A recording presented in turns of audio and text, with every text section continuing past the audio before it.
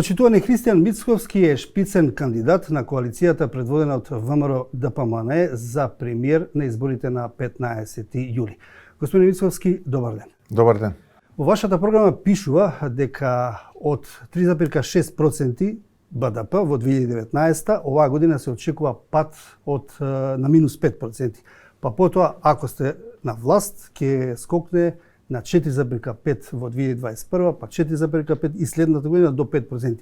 Тоа е раст од скоро 10%. Можно ли е вакво изборно ветување во ова време на пандемија, ја знаеме состојбата во светската економија, па и локалната македонска економија? Не, тоа е многу повеќе од 10%, ако гледаме во целиот мандат на идната влада, која што ќе ја предводи ВМРО ДПМН и победничката коалиција за обнова на Македонија. Сега но во една година е 10%. Од оваа година минус 5, па на следната да биде 4,5. Па сега падот ќе биде поголем од 10%, значи гледате дека е возможно да имате и пад, а и возможно да имате раст поголем од 10%, затоа што основата практично со која што вие се споредувате ќе биде многу ниска. Таа основа е од оваа година која што ќе биде можеби повеќе од минус 5% падот. Но за тоа ќе зборуваме, претпоставувам, после нова година, откако ќе знаеме колку ќе биде падот за оваа година. Ако вака ги следиме индикаторите, ако видиме дека во првиот квартал растот беше скромни 0,2% или околу нулата ние велиме, тогаш тоа значи дека сега во вториот квартал каде што очекуваме сериозен пад и третиот и четвртиот квартал понатаму кога ќе ги почувствуваме ефектите од пандемијата, тогаш тоа подразбира дека падот може да биде за жал и многу повеќе од тие 5%, но да почекаме да ги видиме параметрите, иако индикаторите не се многу ветувачки, ние тоа го зборувавме на нашите пресконференции. Доколку ме прашувате за методологијата и начинот на кој што ние ќе дојдеме, тоа е сет на политики.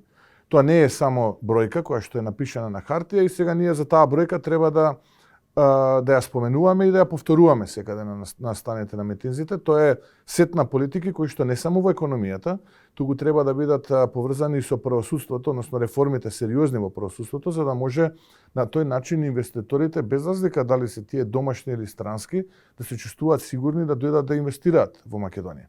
Понатаму тука е процесот на реиндустриализација за кој имаме многу посветено во нашата предизборна програма, односно стимулирање на извозно ориентираните компании кои што ќе извезуваат надвор од Македонија, понатаму носење на инвеститори со голема додадена вредност, односно инвеститори кои што ќе инвестираат во Македонија и на тој начин ќе ги зголемиме странските инвестиции според методологија која што е опишана во нашата програма. Робусна реализација на капиталните инвестиции, тоа е нешто што го зборував и сега, кога требаше да се предлагаат мерки за справување со економската криза и ублажување практично на падот на бруто домашниот производ, за жал не бев во тој момент послушан. Робусна реализација на капиталните инвестиции на ниво од минимум 90% од тоа што е предвидено. Така што ценам дека сето она кое што е дел од програмата на ВМРО ДПМН и тој сет на мерки можат, нескромно да кажам, да донесат минимум раст од 4,5% на годишно ниво, бидејќи економистите знаете што велат, никакви мерки да не правите. Ништо да не правите, само да го оставите системот по инерција, без било какви disturbance, што викаат во теоријата, односно без било какви пореметувања. Сега се соочуваме со тој disturbance. Да, ма излегуваме. Не само ние, излегува и светот. Епа, јас се обидувам да го пресликам она кое што е очекување во светската економија во програмата на ВМРО ДПМН. Во столбовите на вашата програма најавувате бескомпромисна борба против криминалот и корупцијата. Апсолутно, да. И почитување на правото. Апсолутно, да. Меѓутоа, како да ги натерате гласачите да ви веруваат кога вашата партија до пред 3-4 години придонесе Македонија да биде закована на дното на светските ранг листи кога зборуваме за проблемот со корупцијата? Не мислам дека тука грешите. Каде грешите? Поред Transparency International во 2016 бевме на 90-то место во Европа. Денеска знаете на кое место сме? На 106-то. Вака, откако дојде СДСМ на власт, имаше стагнација, па пораст, па повторно пад. Нема, еве денеска кога го правиме ние ово интервју, ние се наоѓаме на 106-то место според Транспарентност Интернационал. Инаку да, во времето на владите на ВМРО ДПМН, изминатите влади на ВМРО ДПМН, дури сме се наоѓале во првата третина на скалата на Транспарентност Интернационал, што е практично и наша цел во програмата. Да се најдеме на крајот од нашиот мандат во првата третина од ранг листата на Транспарентност Интернационал. И тоа ќе го оствариме и тоа е исто така дел во нашата програма. Политиките практично кои што ги предлагаме, со кои што излегуваме пред граѓаните во делот на реформите и во обвинителството и во судството, ќе овозможат еден таков принцип. Добро, речиси секој ден на некој нов YouTube канал се објавуваат бомби, така наречени илегално прислушувани разговори, видео или аудио, и против власта и против вас. Она што зачудува што не знаеме, барате вие истрага, конкретно да речеме, вас ви имаше во снимките со разговор со Зоран Милевски, кичеец за случајот Рекет. Ви имаше, дали побаравте истрага? Дали дознавте кој ве снимал, зошто ве снимал, кој ве пуштил? Јас стојам на ставот дека онаму каде што има било каде криминално дејание, каде што има основа за корупција, основа за противзаконито работење, се треба да се објави и се треба да се процесуира пред органите. Исто така, ќе ги охрабрам и обвинителството и судството да постапуваат на идентичен начин и со индициите за сторен криминал, кои што, како што рековте вие, се објавуваат на YouTube канали и за луѓе кои што се дел од власта. Ветувате интеграција на Македонија во Европската Унија, на Македонија, во кампањата ја користите промената на името во негативен контекст, наведната кишма и слично. Како мислите да ја донесете Македонија, а не Северна Македонија во Европската Унија? Не, видете, ние прво го користиме, ја користиме вокативната форма од името Македонија, тоа е Македонија, затоа што сакаме да покажеме еден вид на гордост, затоа што нашиот став поврзан со нашата македонштина, со тоа што сме ние македонци кои што се од Македонија е познат. И многу пати артикулирам во јавноста, сме го кажале на неколку, би рекол, стотици интервјуа и тука навистина не можам нити што да додадам, нити што да одземам. Истовремено сме кажале дека сме биле против таа капитулација која што ја донесе Зоран Заев потпишувајќи го Преспанскиот договор, но истовремено сме кажале дека ние реалноста нема да ја игнорираме, но истовремено сме кажале дека нема никогаш да дозволиме оганот македонски да згасне, се додека постои ВМРО ДПМН. Ние ќе се бориме за македонците, за Македонија и се што е поврзано со придавката македонски. Во делот за медиумите, за МРТВ, пишувате, ќе цитирам, ќе ангажираме образовани и способни новинари кои ќе ја доведат информативната програма на светско ниво.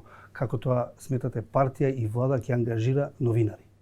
Па, видете, ако предпоставам ќе се сложите со мене, се уште националниот сервис, структурата во националниот сервис се именуваат луѓе кои што поминуваат низ парламентарниот филтер и така натаму.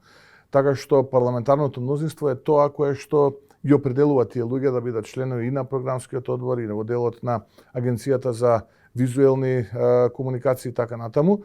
И она кое што ние ќе го вклучиме како влада, бидејќи треба да направиме конкурс во кој што ќе бидат вклучени критериуми за избор на луѓе кои што ќе бидат врвни и компетентни. Меѓутоа партија не може во програма да стои дека ќе вработува новинари. Апсолутно не зборуваме за партиското вработување, туку зборуваме за програмата на владата. А не гледам причина зошто идната влада да не даде насока на раководството на МТВ да ги така нивелира критериумите во кои што ќе бидат луѓе кои што ќе бидат врвни и луѓе кои што навистина од националниот сервис, односно од македонската телевизија ќе направат европски сервис за кој што сите ние ќе се гордееме. Што е тука лошо ако имаме критериуми кои што навистина ќе значат поголем квалитет на самиот медиум? Јас не гледам тука нешто лошо, напротив, мислам дека треба сите да се стреми, на тој начин ќе се зголеми и конкуренцијата и сите останати на пазарот ќе бидат поквалитетни. Па треба владата да стимулира квалитет, па тоа е добро за идната влада да го прави. Јас не гледам тука ништо страшно.